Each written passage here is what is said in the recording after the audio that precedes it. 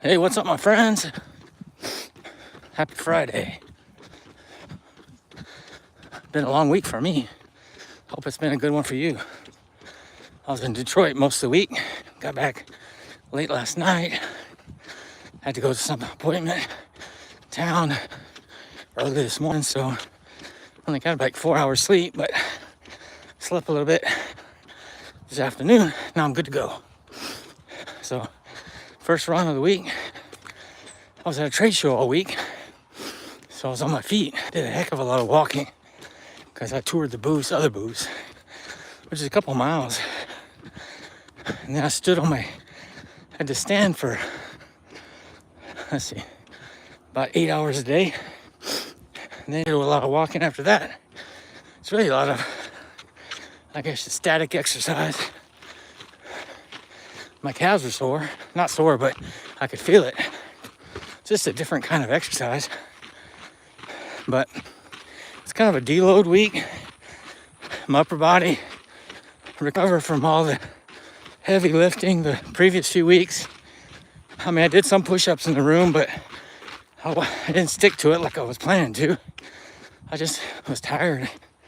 And then after the trade show, you gotta go eat with your colleagues and all that and get back late. Not too late, but 10 o'clock or whatever. And then you gotta sleep for the next day. So not too much time for exercise. The weather's pretty good in Detroit. It's like in the 70s for 3 days, and then it got cold and raining. Get down to 40. That's like serious winter weather for Texas. Now it's back in the 70s. It's in the 70s in Texas, but during the day, today I got up close to 100. Probably not that much, probably low 90s. Sure felt hot after a week in Detroit. So, plan to lift weights later. Do a heavy lift session tomorrow. And really kick it in gear for the rest of the year. I do still have some more travel coming up, but it's a few days at a time. I really want to get in good shape for potentially a December race or January race, or maybe both. So, hey, my Walker, man. Hey, how's it going, man? Thanks for joining. Yeah, I'm just taking it easy. First run all week. I was traveling all week, so feel good. I plan to bust my butt this weekend. I'm gonna lift weights later, and then I'm gonna do 2 runs on Saturday and 2 on Sunday, and also do a heavy lift session tomorrow. Also got to put together some patio equipment. 2 chairs and a table. It's a real nice set, but still, it came in from Amazon, packed like it came from IKEA.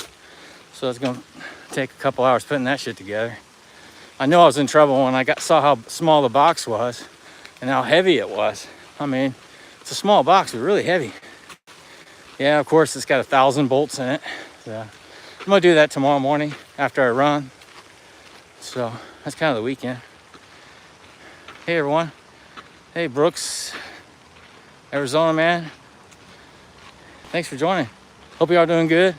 Happy Friday to everybody. Hope you have some good plans. So just continue my Cocodona training. I have it next May, but I plan to do some events before then, shorter events. Something in December, I think. Just haven't figured out what. To be honest, I was registered for an event 13th of December in Arkansas, but it's called the 36 Hours of Black Bear. And 2 people have been killed this month by black bear in Arkansas. It's like hasn't happened since like 50 years. I mean, to have 1 person killed, but 2 people killed in 1 month. I was like, hell, I'm not doing that. I don't mind being in a race with 300-400 people, and like some of the events in Arkansas, but this race I was going to be in was going to be like 50 people. I'm not running through remote Arkansas with 50 people in a time of the year where they're having problems with black bears. I mean, I'm not kidding. That 2 people have been killed this year, this month. They haven't had a person killed in like 20 or 30 years. It's crazy. Hey, Rito, man. How's it going? Hey, Arila. Thanks for joining. Brooks. Yeah, it is pretty scary. I'm not kidding. They don't know what the problem is. Maybe the bears are sick or something, but they're attacking people. They haven't had a bear hurt somebody, and I think they said 50 years. I mean, kill somebody. But then they have 2 this month. 2 different incidents, not the same one. In 2 different places. That's weird, isn't it? Anyways. So I'm not going to do that event. I didn't have to pay any money. I was just on the waiting list. So I'm going to find something else.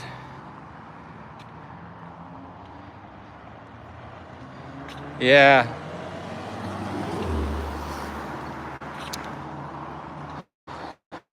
Yeah, I think they say, I always forget the saying, but I think if it's a black bear, they say, yeah, you should try to scare it. But if it's a brown bear, you should crawl up in a ball. Which, I mean, a brown bear is probably a grizzly. And then a white bear, you're just fucking dead. That's a polar bear. There's no way you can survive a polar bear. They say you just write your ass off if you see a polar bear.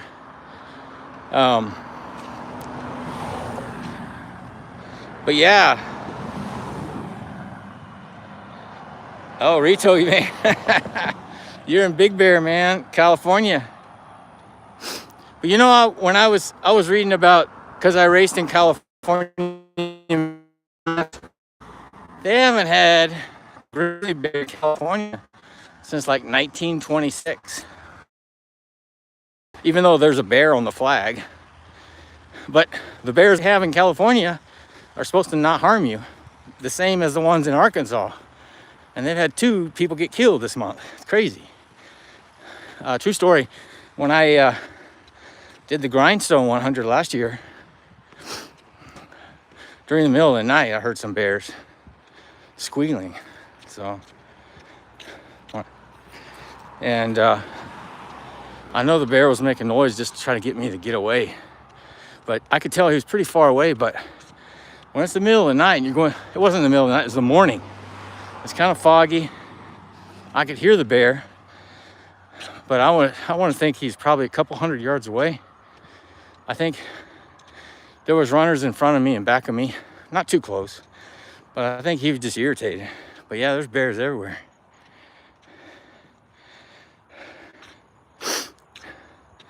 Yeah. Oh wow, that's crazy. Yeah. Yeah, in Arkansas, they're making people carry bear spray now. There was the Hare 100 a week or 2 ago. It's the same race director doing the one in December. But that's unheard of. They never make people do that before. I've carried mace with me before on, I can't remember which trip it was, which race it was. But the challenge is, if you need to carry bear spray or mace, it's hard to take it on an airplane. So if you do a race out of state, you kind of have to buy it and then leave it there, or drive to the race. Airlines are real strict about that stuff.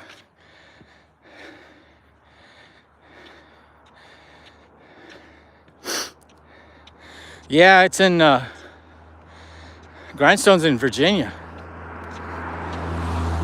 But you know, Grindstone had like, I want to say 500 runners. So there was always someone kind of close to you. And when you're back of the pack like me, the runners in front pretty much scare everything away. At least that's the logic I tell myself during the middle of the night. But it's true, you very seldom see anything. I've done a lot of these events where I don't see any animals at all. They don't want to do anything to do with people. So they get scared away and run away. I don't even see deer in 100-mile events. I don't even see deer. It's just all the runners scare them away. I see more animals on my trails here in my neighborhood than I do during the 100-mile events. Now, I've seen rattlesnakes.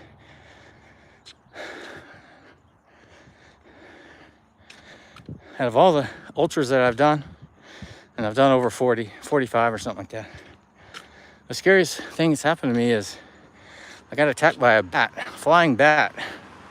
That's actually happened to me twice. Because when you're at night, if you shine your light at a bat, they don't like that at all. So it's kind of crazy. Austrian painter, Zion. Hey, Zion.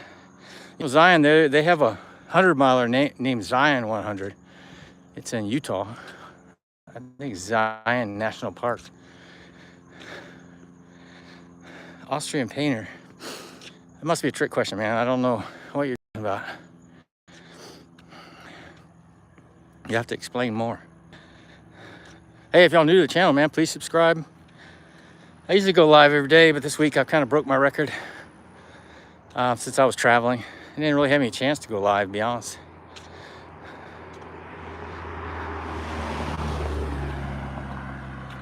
Oh, wait, really, man, that's 15 miles a long ways. Well, you know, in ultras, we look at it as like segments. So, what I mean by that, in an ultra, it's long, but you just think about the next aid station. So, like in a 100-miler, it's 16 10Ks. So, you just in your mind, you think about a 10K at a time. That's what I think about. And you just keep running. Well, you run, you jog, and hike some too. Probably more jogging than anything. And before you know, half the day's gone by. You run a big part of the event. Then when it becomes nighttime, that everything changes quite a bit and you're chatting with people and stuff, it really goes by pretty fast. But in your mind, you're running 10K at a time because the aid stations are about a 10K apart. So when you break it up like that, it's not hard at all. I think anybody can do it. They always say anybody can run a marathon. I think most people could do an ultra too. You just have to push through the pain and take it step by step. Yeah, it is. Probably 60, 70% mental. I mean, it's a lot of physical too. I mean, you're gonna get some pain, but you can push through it. Because, I mean, the cutoff times, they can be tough, but you can hike a lot, you can still finish it in time. So you have to be at certain places by a certain time or they'll pull you out of the event. Cutoff times. Most events are pretty reasonable. So just got to keep moving. Now, if you stop in for a few hours or something, you can really get in trouble with the cutoff times. But if you get into aid station, something, get out, keep moving. I usually pick up some food at the aid stations and then I leave immediately. I just eat out on the trail when I'm moving. Or like when I'm going up a hill, I always find that is a good time to eat or drink. So, just time management. That's the cool thing about ultras. You know, people say, oh, it's just run a lot. No, it's a project management. You gotta work out your hydration. You gotta work out your nutrition. Because you can't just drink. You can't just drink what you want to drink. I mean, I've had friends that go out in ultra and they drink only water. They don't finish because the body gets depleted of salts and stuff. You have to drink what your body needs. I usually drink one bottle of hydration mix and then the next might be water, or sometimes I'll just drink hydration mix for a long time. You got to make sure you eat something. You got to prepare your body for potential chafing. You got to lube yourself up. You got to wear the right gear. You got to have the right mental attitude. You got to have the what do they call it? The why. Why am I doing this ultra? You may have some goal in mind. You just want to maybe just push the limits. You got to have a why or you won't finish. So that's important. The mental part's pretty big. Yeah. Have you ever done anything with friends? Hey, thanks for subscribing. Done anything with friends? Of course.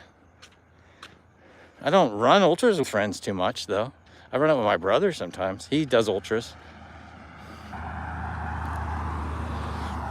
Ultra running is really niche sport, so odds are most of your friends are not going to be doing it. And they will ask you why you do it. Yeah. People get kind of jealous and also just don't understand it. Once you do it, and you know, you hang out with people in the forest, you meet a lot of friends, new friends, but they're not usually your regular friends. So maybe that made sense. Anyways, my friends, you guys are my friends. Time to go. I'm gonna lose, but hope everybody has a great Friday night, and I'll be going live again tomorrow. Hope everybody has a great weekend. So greetings from Austin, Texas. Bye, my friends.